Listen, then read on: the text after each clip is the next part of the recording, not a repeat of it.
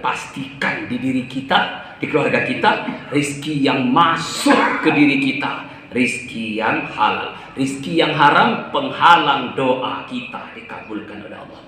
Kata para ulama, 4 unsur doa ada di dia dan tidak ada alasan bagi Allah untuk tidak mengabulkan doanya.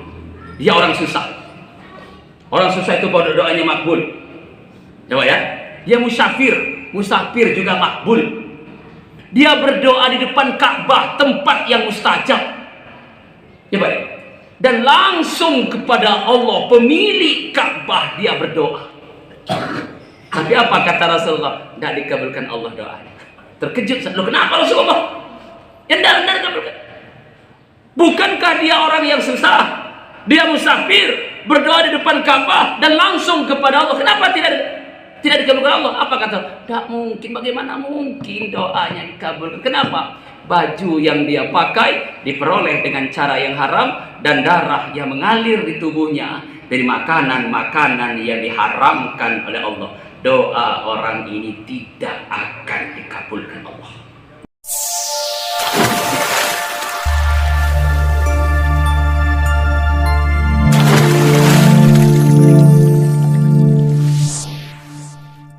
Assalamualaikum warahmatullahi wabarakatuh.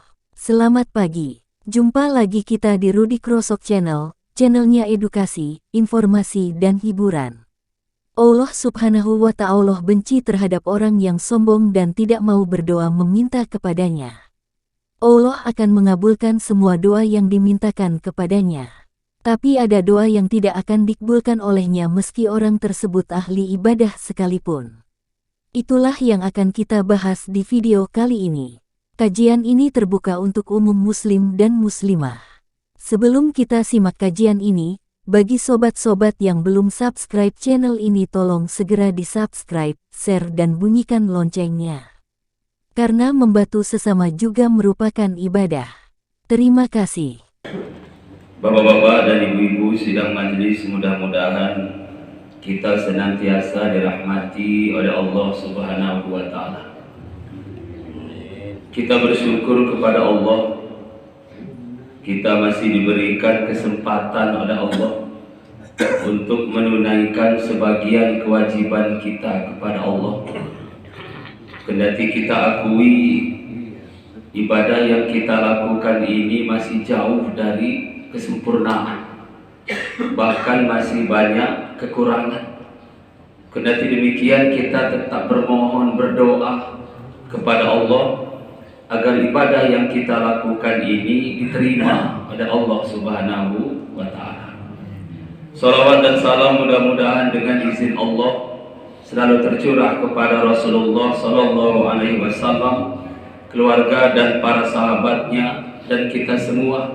Tentu atas izin Allah juga, mudah-mudahan termasuk orang yang berhak mendapatkan syafaat dari Rasulullah Sallallahu Alaihi Wasallam.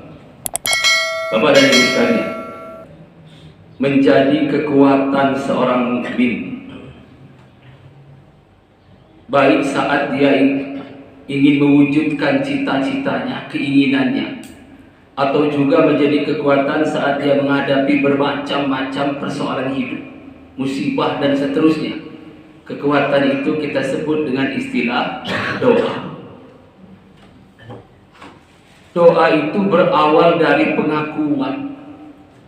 Secara fitrah manusia itu mengakui ada kekuatan lain di luar dirinya. Itu fitrah. Orang yang hari ini tidak ngaku Tuhan sekalipun, ada saatnya dia meminta pertolongan pada kekuatan lain di luar dirinya. Itu fitrah. Misalnya, seorang ayah mengantarkan anaknya di bandara. Ketika pesawat tinggal landas, bergumamlah si ayah ini, semoga anak saya selamat. Dengan siapa dia bicara? Ya. Ketika kita maaf dulu antarkan istri kita melahirkan, apa sampai sekarang masih melahirkan? Ya, siapa tahu kan Pak, ada bonus-bonus gitu. Ya kan?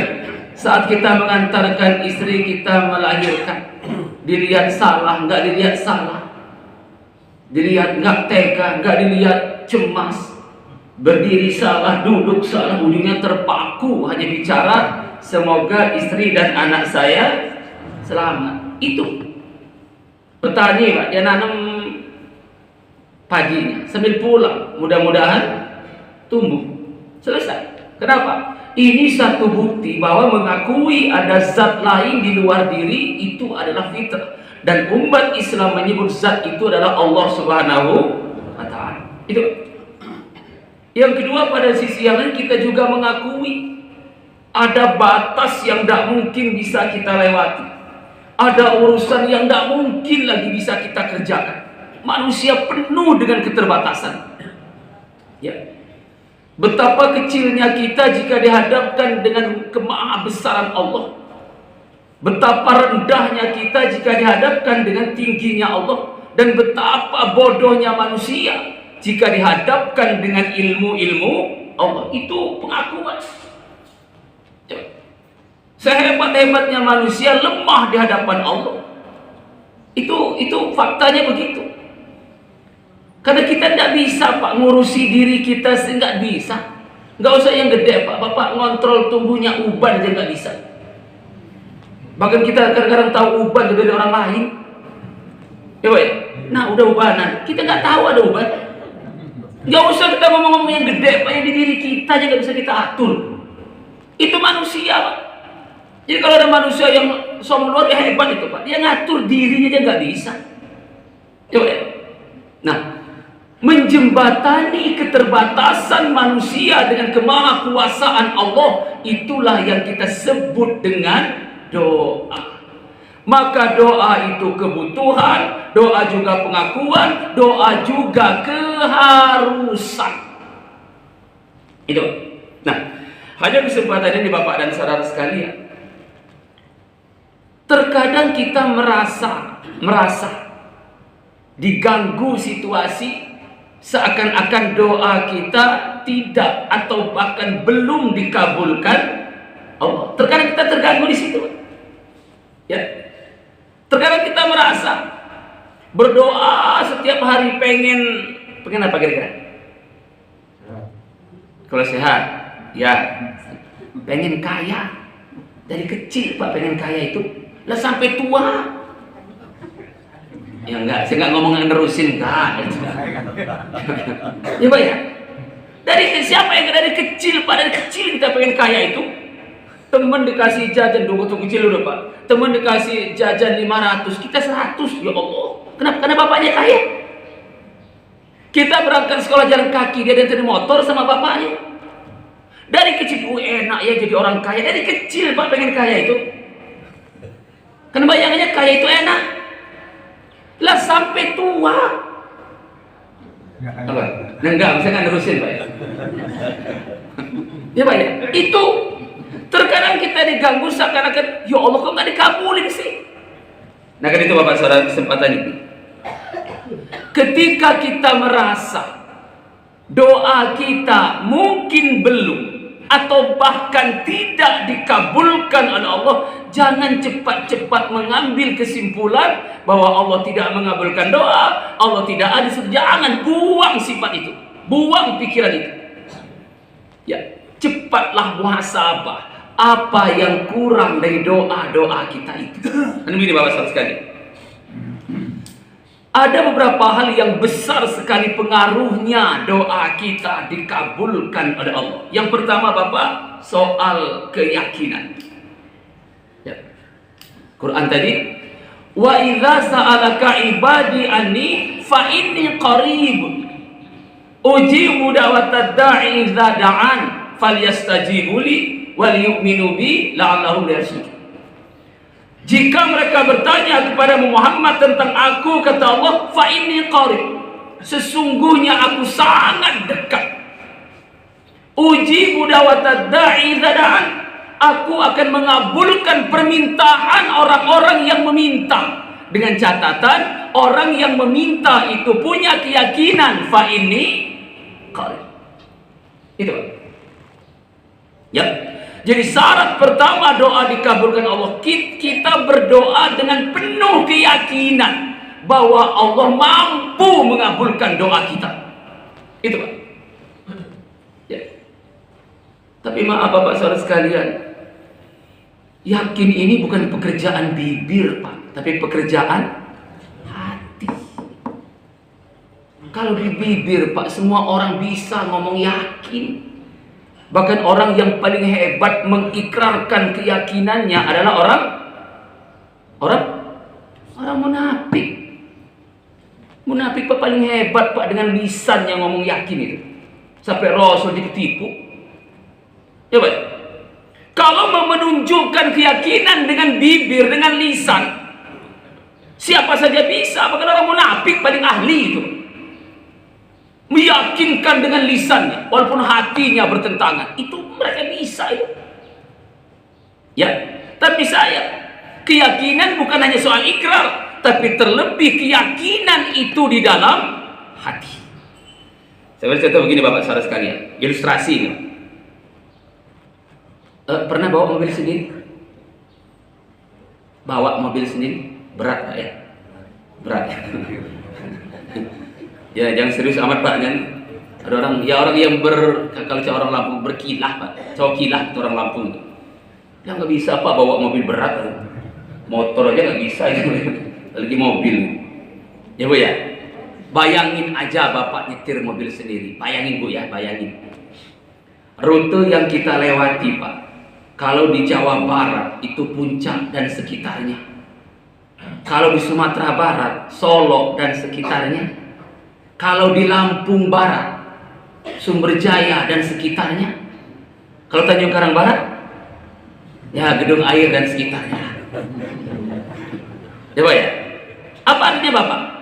Jalan yang kita lewati berkelok-kelok. Kiri gunung, kanan gunung juga. Itu mau berapa japa Ibu? Kiri kanan gunung, kiri gunung, kanan jurang. Apa ya Bapak? Maaf. Jalan berkelok-kelok, nurun nanjak. Kanan gunung, kiri jurang. Satu saat karena lelah, satu turunan yang dia injak bukan rem tapi gas. Nah, mobil meluncur ke arah jurang. Ayo. Dilala. Apa dilala itu? Apa dilala itu? Siapa bilang kebetulan? Ada orang Jawa sih? Enggak. Nah, orang Jawa itu apa dilala itu? Dilala itu Pak aslinya biiznillah. Kecepatan ngomong dilala. Itu coba cek coba. Saya 3 tahun Pak tinggal John itu. Coba ya. Orang Jawa memulai pekerjaan macam apa coba? Semelah. Aslinya bismillah. Kecepatan ngomong semelah. Coba diwayang tuh Pak. 2 kalimat syahadat, 2 kalimat sodo. Disingkat-singkat itu Pak. Coba ya. Ketika mobil meluncur ke jurang, dilalah yang pertama. Banyak Pak dilalah ini. Pintu mobil terbuka. Dilalah yang kedua, si fulan ini bisa lompat dari mobil itu. Dilalah yang ketiga, dia bisa gantung di ranting. Gantung. Ya Pak, tidak ada dilalah yang keempat Pak, sampai di situ. Ketika fulan menggantung di ranting, mobil meluncur ke jurang, meledak, terbakar. Logikanya, kalau fulan jatuh, mati. Ini ilustrasi. Ketika fulan menggantung di ranting, dia menjerit tolong. Datanglah suara, maaf ini hanya ilustrasi Pak, saya tidak mensifati Allah seperti naudzubillah. Ini hanya mengantarkan logika kita, pikiran. Datang suara, sedang apa engkau fulan? Sudah tahu nanya, kata fulan lagi. Siapa engkau? Maaf Bapak, sekali lagi saya ingin ilustrasi. Saya adalah Allah yang tiada ilah kecuali saya. Ya Pak. Apa kata si fulan? Bisa enggak engkau ya Allah menyelamatkan aku dari kondisi seperti ini? Ai, kata Allah, kecil fulan. Alam semesta saya yang ngatur. Besarnya matahari saya yang mengendalikan. Apalagi kamu. Cuma sebutir debu di hadapanku, kata Allah. Kecil itu. Kata Allah. Jadi bisa, kata Allah. Tapi penuhi syaratnya pula. Apa syaratnya? Apa hartaku? Oh enggak, saya yang punya itu. Apa-apa? Oh saya ngasih itu. Jadi apa syaratnya? Satu saja syaratnya. Apa itu? lepaskan peganganmu dari ranting itu. Berani Pak? Berani? Gitu ya. Iya tapi coba Bapak, kenapa? Ternyata terbukti kita lebih yakin ranting itu yang menyelamatkan kita ketimbang pertolongan Allah. Ini soal keyakinan. Jangan dipraktekin besok Pak, tadi Bapaknya ada jurang gitu. Ini hanya ilustrasi Pak. Kita lebih yakin ranting itu. Ya inilah wa iza sa'alaka ibadian. Kenapa? Manusia yakin dengan sesuatu yang dia lihat, yang dia pegang, yang dia rasa. Sementara Allah memberikan pertolongan bisa dalam bentuk yang tidak kita ketahui, tidak bisa kita lihat, tapi kita yakin dengan yang kita pegang. Maka lebih yakin ranting ketimbang pertolongan Allah. Ini soal keyakinan. Ya. Ada Al-Quran pada surat Muhammad. Ya ayyuhalladzina amanu in tansurullah yansurkum wa yusabbit aqdamakum. Hai orang-orang beriman, jika kamu menolong Allah tanpa jeda yansurkum, maka Allah nolong kamu. Tuh. Dan Allah nggak mungkin ingkar janji. Ya. Jika kalian menolong Allah langsung yansurkum, Allah nolong kalian. Apa Pak bentuk menolong Allah? Apa Bapak pikir Allah butuh pertolongan? Bukan itu maksudnya. Apa menolong Allah? Ya taati perintahnya, jauhi larangannya. Ya Pak, bantu orang-orang yang memperjuangkan agama Allah dan bantu hamba-hamba Allah yang butuh pertolongan. Itu bentuk kita menolong Allah. Jika ini kita lakukan, yansurkum, Allah langsung nolong kamu. Sekarang ada soal berikutnya Bu. Misal sisa gaji Bapak, masih ada sisanya enggak? Karena pegawai itu kan aslinya pegawai bank, aslinya Pak. Aslinya pegawai bank.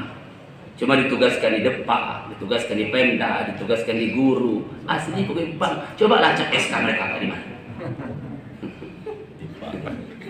Coba ya. Sekolah nggak lulus-lulus, sampai yang punya pensiun sekolahnya masih lulus. Ibu, misal, ini hanya contoh soal. Bapak Ibu punya uang 1 juta dan itulah kebutuhan 1 bulan. Nggak ada seseran, nggak ada penghasilan lain. Itulah 1 juta, itu cukup, nggak cukup, itulah. Ya Pak, nggak ada seseran lain, nggak ada penghasilan lain. 1 juta itulah, misal. Tiba-tiba datang adik dari kampung. Kak, istri saya melahirkan di rumah sakit, terpaksa sesar. Kenapa? Kandungannya bermasalah. Terus nggak bisa saya bawa pulang. Kenapa? Uang saya kurang. Kurang berapa? Kurang 1 juta. Dari mana dia tahu sisa gaji 1 juta? Kok bisa kelacak begini? Bapak Ibu, saya tanya Ibu, diberikan nggak 1 juta itu? Beneran? Ada yang separuh lah katanya. Berat ya. Coba, mau gimana makan minyak habis, beras habis, dan yang panjang terus saja Pak. Iya. Gimana Ibu, yakin? Yakin separuh. Iya. Coba kita coba Pak.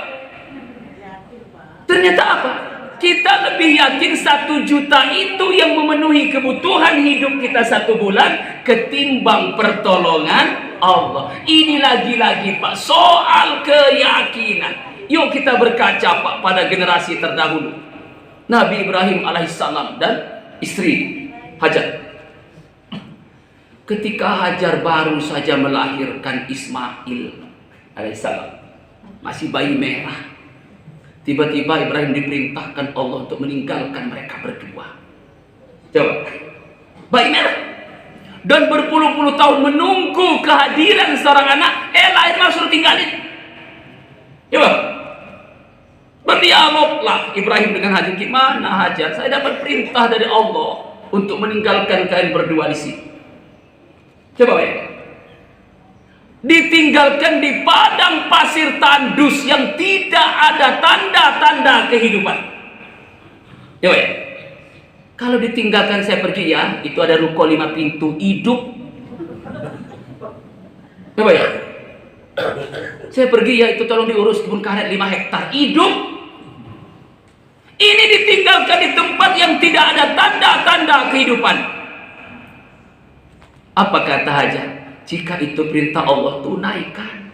Insya Allah kami jadi orang yang sabar. Itu Hajar, ibu, Hajar.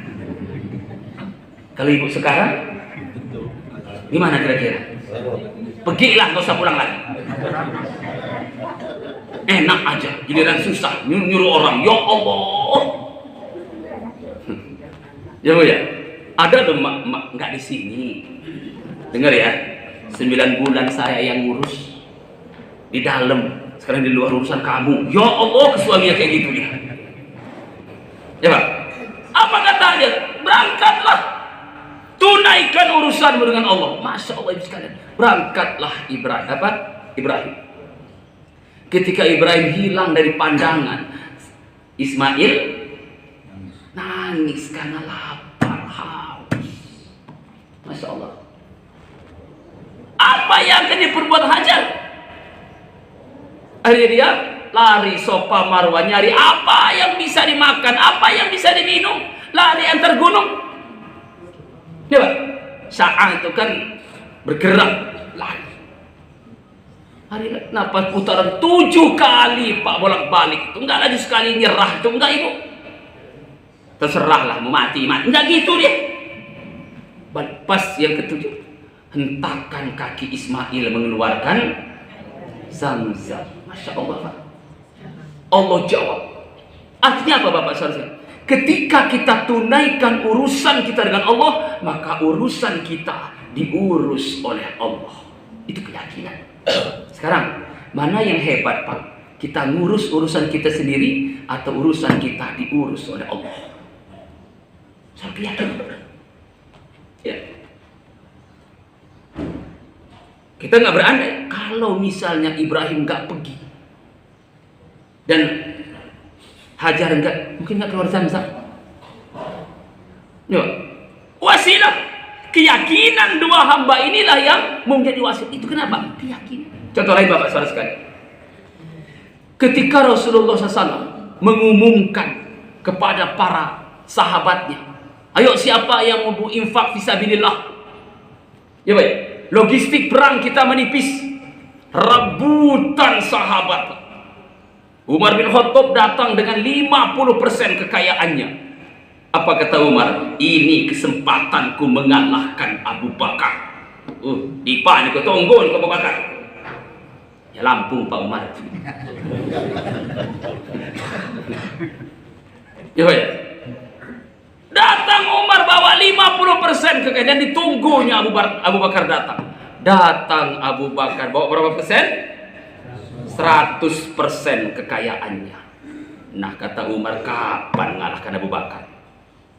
Sampai Rasulullah bertanya, ya Abu Bakar, jika seluruh kekayaanmu engkau serahkan, bagaimana anak istrimu? Apa kata Abu Bakar? Anak istriku kuserahkan kepada Allah. Itu soal keyakinan. Kan Bapak saudara sekalian, ketika kita berdoa, yakinlah bahwa Allah akan mengabulkan doa kita dan Allah mampu mengabulkan doa kita. Ud'uni astajib lakum. Mintalah, berdoalah kata Allah, niscaya aku kabulkan, tapi dengan keyakinan. Yuk. Jangan doa dengan penuh keraguan, hancur kita. Ya, berdoa dengan keyakinan. Itu yang pertama Bapak. Yang kedua, agar yang besar pengaruhnya doa kita dikabulkan oleh Allah Bapak saudara sekalian, satukan doa dengan perbuatan. Nah ini kadang-kadang doanya nggak nyambung Pak. Ya kan? Di sajadah minta apa, kelakuannya apa. Itu contoh saja Bapak ya, dalam hal duniawi saja. Bapak mengajukan proposal ke Pak Gubernur, kepada Bapak Gubernur Lampung, proposal rehab masjid. Ya baik. Bapak bikinlah gambar awal dan gambar akhir kondisi. Nah, seterusnya akhirnya butuh sekian. Ya Pak ya, itu kan Rab. Mestinya yang Bapak lampirkan dalam proposal itu adalah segala sesuatu yang berkaitan dengan rehab masjid. Ya Pak ya? Ya bentuknya, Rab, segala macam. Ya Pak ya? Mestinya begitu. Sekarang misalnya judulnya proposal rehab masjid, yang Bapak lampirkan gambar gorong-gorong, dikabulkan itu? Nah kata gubernur, lawang ini proposal. Kenapa? Judulnya masjid, lampirannya gorong-gorong, nggak nyambung. Sama dengan doa kita kepada Allah. Allahumma inna nas'aluka ridhoka wal jannah wa na'udzubika min sakhatika wan nar. Ya Allah, proposal kepada Allah Subhanahu wa taala, jadikan kami penghuni surga. Bu ya, mestinya yang kita lampirkan di proposal itu persyaratan penghuni surga, nyambung. Lah ini enggak, minta penghuni surga, yang kita lampirkan dosa. Gimana, nyambung gak dosa? Yang kita lampirkan justru persyaratan penghuni neraka. Nah kata Allahnya nyambung. Ya Pak, ini yang terkadang kita khilaf. Jadi satukan doa dengan perbuatan. Itu Pak. Misal kita berdoa di sajadah, ya Allah, berilah aku rizki yang halalan thayyibah. Mantap doanya, halalan thayyibah. Ya Pak ya? Minta di sajadah, menangis, meneteskan air mata. Minta, ya Allah, rizki yang halalan thayyibah. Bangun tengah malam, halalan thayyibah. Duha, halalan thayyibah. Bangun dari sajadah, masih ngintip rizki haram, gak nyambung. Itu Pak. Di kantor masih juga tanda tangan fiktif. Ya Bu. Dagang masih juga nipu. Mangga 3 kilo 20.000. Timang di rumah berapa kilo? 2,5 belis yang dagang. Masih ngomong halalan thayyibah, nggak nyambung. Ya Pak. Jadi Jangan kita berpikir kesungguhan berdoa itu ditunjukkan dengan kesungguhan kita menerjemahkan doa itu dalam kehidupan sehari-hari. Kalau betul kita minta rizki yang halal, berusaha sebisa mungkin jangan pernah berpikir rizki yang haram. Itu maka Allah kabulkan. Lah kita minta rizki yang halal, mencari rizki yang gak nyambung. Coba. Apalagi misalnya, Rabbana hablana min azwajina wa dzurriyyatina qurrata a'yun waj'alna lil muttaqina imama. Ada bapak yang belum hafal doa ini? Kalau belum hafal Pak, mundur dulu jadi bapak. Pensiun dulu beberapa waktu. Ada suami yang hafal doa ini? Sampai Allah ajarkan Pak suami mendoakan istrinya, bapak mendoakan anaknya, sampai Allah ajarkan Pak, begitu pentingnya doa suami untuk istrinya, begitu pentingnya doa bapak untuk anak. Ya Pak. Apa isi doa ini? Intinya kita berdoa agar anak kita menjadi anak yang soleh dan solehah. Qurrata a'yun itu Pak, anak yang soleh dan solehah. Yuk kita buktikan. Kita meminta kepada Allah agar anak kita menjadi anak yang soleh dan soleha. Nah, apa yang kita berikan ke anak kita nyambung gak dengan proyek anak soleh? Itu. Ya, mak bapak ibu, soal pakaian saja mak ibu ya. Kalau anak gadisnya sudah balik, ajarkan dia untuk menutup aurat. Sudah dosa dia buka aurat itu. Ini belikan baju lebaran anaknya, beli baju model Syahrini terbaru. Ya Allah, udah kurang bahan belum dijahit lagi.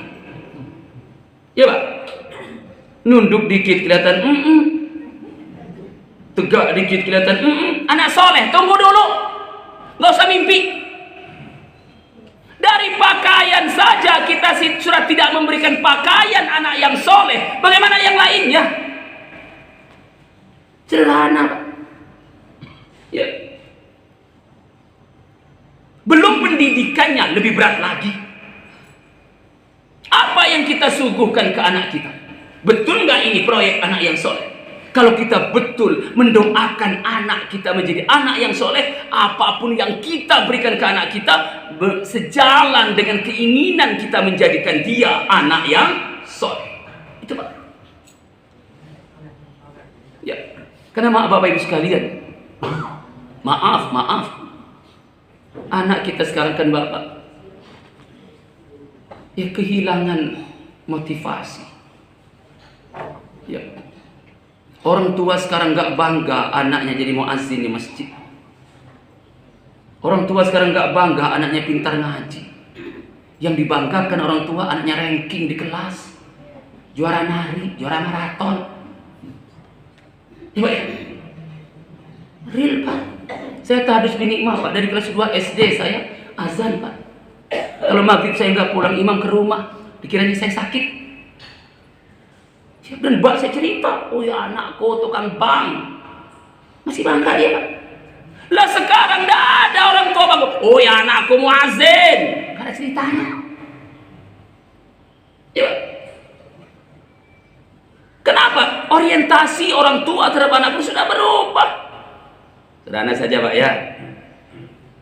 Kalau anak bagi lapor Pak, semester pertama matematika 9, bahasa Inggris 9, IPA 9. Agamanya 5. Cengar-cengir. Bu, apa yang merah? Cuma satu yang merah, agama. Nggak menentukan kelulusan. Ya Allah. Ya Pak, ini fakta. Giliran bagi lapor berikutnya, agamanya 9, matematika ganti 5, dihukum mana? Putus jajan lah segala macam. Masya. Jadi apa yang kita tanamkan? Seakan-akan matematika lebih penting dari itu Pak. Kalau anak ranking 1 dijanjikan jalan-jalan ke Lembah Hitam. Mana? Belum berubah ya? Ya. Kalau anak ranking 1 di kelas, pernah nggak ibu janjikan itu kalau anaknya khatam baca Quran? Ya, anak hafal kalian 1 sampai 9, dijanjikanlah es krim yang paling enak. Dites anaknya, hafal kak 1 sampai hafal. Ayo nak kita ke supermarket, pilih nak es krim yang paling enak, hadiah hafal kalian. Ya Pak.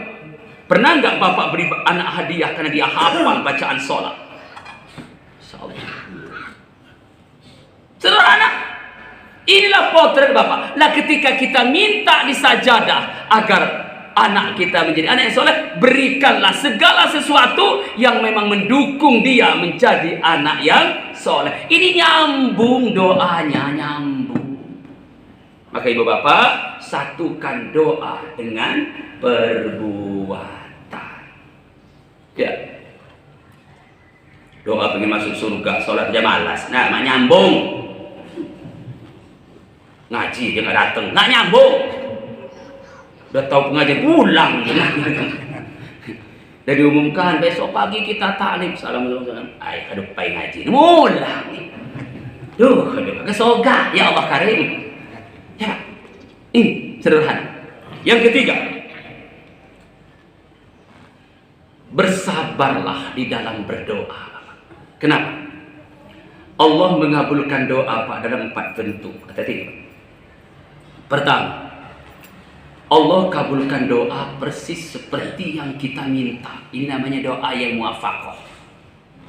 Muafakoh itu Pak, kalau bahasa kantor ACC, Taufik itu ACC. Ya, jadi gubernur, biro keuangan, ACC, biro keuangan, tunaikan, penuhi. Oh, cair besok. Ya baik, sama dengan kita juga. Dari Allah disposisi, baik Mikail, tunaikan. Ah, cair besok. Namanya doa yang muafakoh. Doa yang Allah kabulkan persis seperti yang kita minta. Kita sakit, ya Allah, mohon kesembuhan, sembuh. Ya baik, misalnya. Ya, itu doa yang muwafaqah. Yang kedua, Allah kabulkan doa itu cuma bentuknya Allah ganti. Ini Pak, kita hati-hati. Ya. Asa an takrahu syai'an fahuwa khairul lakum. Wa asa an tuhibbu syai'an fahuwa syarrul lakum. Walaupun ini terkait perang ayat ini. Karena Rasulullah itu nggak suka perang, Pak, sesungguhnya. Ada cara lain nggak sih Allah negakkan Islam usah perang? Kira-kira begitu, Pak. Nah, keluar ayat. Tapi ini bisa jadi ketentuan umum. Hanya begini, Bapak Saudara sekalian. Ketahuilah kata Allah. Bisa jadi apa yang kamu benci, apa yang kamu nggak suka, justru itu baik bagimu. Tapi bisa jadi juga apa yang kita inginkan, yang kita cita-citakan, yang kita cintai, justru itu tidak baik bagimu. Yang tahu baik buruk bagi kita adalah Allah. Itu, Pak. Maka terkadang Allah kabulkan cuma bentuknya Allah ganti. Ya, Pak. Minta motor dikasih sepeda. Ya Allah, berit amat sih Allah. Jangan kayak gitu. Nanggung, ya Allah, sudah 2 sih Allah rodanya, bang ada mesin. Ya jangan seperti apa? Allah tahu yang terbaik untuk kita. Ya Pak. Coba Pak. Kisah Sa'labah. Ya, Sa'labah itu tadinya miskin, singkatnya Pak ya. Dia mintalah didoakan Rasulullah agar jadi orang kaya. Maklum Pak, orang miskin minta kaya. Dan tenang Rasul, nanti kinyak kadu batinnya nenek zakat. Nya impak, tenang kau, kinyak kadu kaya. Kata Sa'labah. Oh, singkat dia didoakan Rasulullah akan kasih malu. Kayalah Sa'labah. Ya Pak ya. Tadinya 5 waktu ke masjid. Giliran sudah mulai kaya, tinggal maghrib sama isya. Di pasar ngantak kok kambing, minta gamus. Ya Pak ya. Jadi zuhur asar gak ke masjid. Lama-lama maghrib isya pun gak kelihatan lagi Sa'labah. Kemana dia? Ngantak kok kambing. Kemana? Udah nyebrang ke Banten. Ya Allah. Lama-lama Jumat pun masbuk gara-gara ngurusin kambing. Nah, kata Allah, Sa'labah ini kacau nih. Ditarik lagi kekayaan Sa'labah. Kenapa? Dalam pandangan Allah, orang model Sa'labah ini lebih baik miskin ketimbang kaya. Mungkin kita model itu. Makanya nggak kaya-kaya. Ya Bu ya. Ini kenapa? Ternyata diberikan dia lalai. Dalam pandangan Allah, orang model Sa'labah ini ya mending miskinlah tapi taat ketimbang kaya lalai. Kenapa? Itu baik menurut Allah, menurut Sa'labah baik kaya. Bentuknya Allah ganti. Ya Pak. Sekarang Bapak misal Pak, Allah beri tawaran ke Bapak Ibu. Oke, kata Allah, saya kabulkan doa. Pilih di antara 2. Yang pertama, saya beri kamu kekayaan yang melimpah. Coba pilih pertamanya. Saya beri kamu kekayaan yang melimpah. Atau yang kedua, saya ampuni dosa. Mana yang Ibu pilih? Ketiga. Dua-duanya maksudnya. Coba. Misal saja Allah berikan tawaran ke kita. Oke, saya kabulkan kata Allah. Terpilih. Saya beri satu dalam bentuk kekayaan yang melimpah. Atau yang kedua, saya beri dalam bentuk ampunan. Pilih mana Pak? Kedua. Tuh ragu kan? Jak luni tuh batin. Ya. Kalau yang tua biasanya milih ampunan yang tua. apa guna lagi pakai dah tua. Kalau yang muda, kaya dulu lah nanti minta ampunan. Gitu lah. Kenapa? Ya kita tidak tahu bentuk Allah. Bisa saja kita minta kaya ditahan, tapi diberi ampunan. Kita tidak tahu. Ya. Kita minta pangkat kita naik di kantor. Enggak. Setat itu seumur hidup. Sampai orang bosan lihatnya. Di ruangan lo lagi, nggak pindah-pindah. temen udah ganti-ganti, kita masih di situ. Iya Pak. Oke, udah pangkat segitu aja kata Allah. Tapi saya janjikan kamu satu istana di surga. Pilih mana Pak? Kalau sudah tua. Ya kayak gitu Ibu. Ya, ini kenapa? Allah kabulkan, cuma bentuknya Allah. Makanya Bapak saudara sekalian, jangan Bapak mendikte Allah. Ya Allah, jika engkau ridho maka 1, 2, 3 ngawur. Ya Pak. Nah, yang ketiga Bapak, Allah kabulkan doanya, waktunya Allah tunda. Kata ini Pak. Ya, bisa minggu depan, bulan depan, tahun depan, 5 tahun lagi, 10 tahun lagi, atau bahkan kita sudah meninggal, baru Allah kabulkan doanya.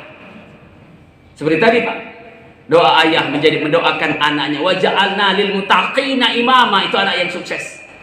Ya Pak, boro-boro sukses Pak, baru berumur 10 tahun bapaknya meninggal. Biasanya Pak, kalau anak ditinggal bapak jadi, tapi kalau anak ditinggal mak, bapaknya yang jadi.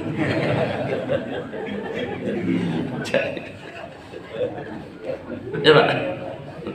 Iya. Ditinggal bapaknya meninggal. Oh, ibunya dengan penuh kesabaran, kata dia sekolah kan terus, sukseslah anak itu. Ya Pak, Habibie kan yatim dari kecil. Sukseslah anak itu. Bisa jadi Bapak Ibu, kesuksesan anak itu selain kesabaran ibunya, juga doa ayahnya yang sudah meninggal. Itu Bapak. Dan lihat Bapak saudara sekalian, doa yang kita panjatkan banyak untuk kepentingan akhirat kita. Maka Bapak jangan gelap mata. Kalaupun Allah tidak penuhi keinginan kita di dunia, karena Allah ingin mengganti itu untuk di akhirat. Ya Pak ya. Itu. Nah, yang keempat Bapak, bentuk Allah mengabulkan doa. Betul, doa kita tidak dikabulkan oleh Allah, betul. Tapi musibah yang sudah di depan mata ditarik lagi oleh Allah. Ada tidak? Saya pernah bertemu jamaah Pak di Natal. Dia cerita, bapaknya ini sakit Pak, sudah cukup umur lah, 60-an lebih. Kata dokter kepada keluarganya, Pak, bawa pulang aja bapaknya, turuti keinginannya. Ya Pak ya, banyak-banyak berdoa. Kalau ada keluarga yang perlu dihubungi, hubungi. Apa maksud dokter ngomong itu? Laki mati. Hei, coba kita sakit, dokter ngomong kayak gitu. Pak, Bu, bawa pulang aja pasiennya, turuti apa yang dia mau. Banyak-banyaklah berdoa. Kalau ada keluarga yang perlu dihubungi, dihubungi. Nyom maksud dokter mati. Ya, sampai di rumah sembuh, sampai 10 tahun lagi hidup. Ya Pak, itu mungkin ada musibah yang sudah di depan mata ditarik lagi oleh Allah. Ada apa? Banjir bandang, yang kedot, yang gagah kanyut, kakek-kakek nyangkut di pohon selamat ya. Coba ya, yang dari sini kayak begitu. Ini hanya kayak contoh, apa contoh. Coba nyangkut selamat ya. Mungkin ada doa kakek itu yang tidak Allah penuhi, tapi musibah yang sudah di depan mata ditarik lagi oleh Allah. Maka ketika Bapak sembuh dari sakit, ketika Bapak selamat dari musibah, itu bentuk Allah mengabulkan doa. Ya, ada teman Pak, dia tinggal di Tanjung Bintang tapi kerja di Bandar Lampung. Pulang sore capek, dia nggak sadar di depan itu ada gundukan pasir. No, nanti ke kanan pula motor itu jatuh. Datang Pak mobil tronton yang biru di hijau itu. Ya, kena. Anehnya ketika kena badannya, mesin mobil mati seketika. Di starter sama sopir nggak hidup. Turunlah sopir. Ada orang. Ditarik orangnya, setelah hidup lagi. Sekali putaran lagi bantu selesai. Tapi musibah yang sudah di depan mata ditarik lagi oleh Allah. Itu bentuk Allah mengabulkan doa. Itu Bapak saudara sekalian, bersabarlah di dalam berdoa. Yang tadi Bapak saudara sekalian, yang besar pengaruhnya doa kita dikabulkan oleh Allah Bapak saudara sekalian, ada Rasulullah menceritakan ada seorang laki-laki berpenampilan lusuh, dia musyafir, ya Pak, berdoa di depan Ka'bah dan langsung kepada Allah. Dan Bapak, kata para ulama, 4 unsur doa ada di dia dan tidak ada alasan bagi Allah untuk tidak mengabulkan doanya. Dia orang susah. Orang susah itu bahwa doanya makbul. Ya Pak ya. Dia musafir juga makbul. Dia berdoa di depan Ka'bah, tempat yang mustajab. Ya Pak. Dan langsung kepada Allah, pemilik Ka'bah, dia berdoa. Tapi apa kata Rasulullah? Tidak dikabulkan Allah doanya. Terkejut. Loh, kenapa Rasulullah? Ya tidak dikabulkan. Bukankah dia orang yang susah?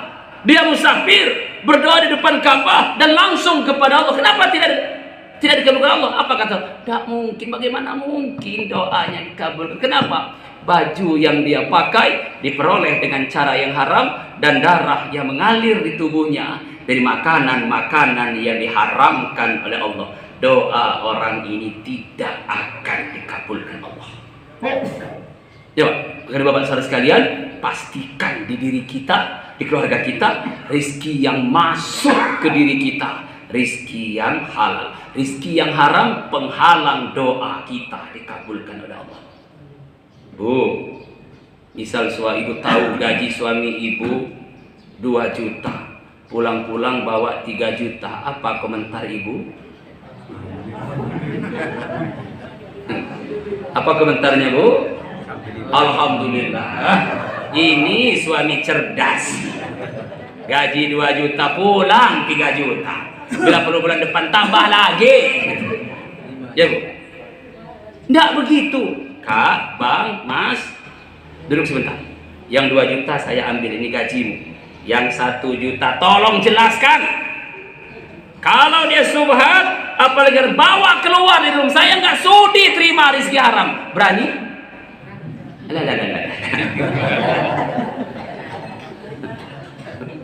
Beneran? Alhamdulillah. Ya Bu, kenapa? Ketika terbuka pintu rizki Bapak, jangan dulu menghitung jumlah. Jangan dulu menghitung keuntungannya. Ketika Allah bukakan pintu rizki, hitung dulu tingkat kehalalannya. Kalau halal ambil, haram tolak. Ada habis ya? 1 menit lagi. Sekitar 1 jam lagi. Ya Pak ya? Itu kenapa Bapak saudara sekalian? Ya, rizki yang haram itu, kalau dalam kajian kita konteks ini, dia menjadi penghalang datangnya, penghalang doa kita. Tapi rizki yang halal, insya Allah salah satu wasilah terkabulnya doa kita. Yang mudah-mudahan saudara sekalian, jangan pernah putus asa dengan doa, karena berapapun yang kita minta, Allah Maha Kaya. Allah tidak akan kurang stok untuk mengabulkan doa-doa para hambanya. Dan Bapak saudara sekalian, di hadis, Allah sangat senang dengan hambanya yang rajin berdoa, dan Allah marah murka dengan hambanya yang malas berdoa. Tidak usah sok-sokan filsafat Pak, nggak malu tiap hari minta. Itu kan orang ngejek, konslet. Ada lagi yang ngomong, kan Allah sudah tahu apa yang kita minta, ngapain diomongin? Nah, ngaco lagi. Ngaco lagi nih Pak, ini orang stres kedua ini Pak. Stres pertama, nggak usah sering-sering lah minta, malu dong sering-sering minta, ngaco di satu. Yang kedua, Allah kan udah tahu apa yang kita ingin, ngapain diomongin? Gitu kan? Ini kan stres lagi Pak. Ya jadi jangan sok-sok dipilsapatin Bu ya. Sok-sok di logika. Ada lagi Allah singkat betul. Ya Allah, Engkau tahu yang ku mau. Nah, ngaco lagi. Ini mah orang-orang yang konslet ini Pak. Jangan seperti itu. Bila perlu sedetil mungkin minta itu. Ada orang yang ya Allah, Engkau tahu yang ku mau, ya Allah, terserahlah ya Allah. Yang kayak gitu berdoa itu. Bermohon dengan sungguh-sungguh. Jadi demikian Bapak saudara sekalian, sekali lagi jangan pernah putus asa dengan doa, tetaplah berdoa. Kalaupun tidak kita nikmati buah doa itu sekarang, insya Allah kita nikmati buah doa itu nanti di akhir. Demikian, dan juga semoga Allah pun hadalallahu wa iyyakum ajma'in. Assalamualaikum warahmatullahi wabarakatuh.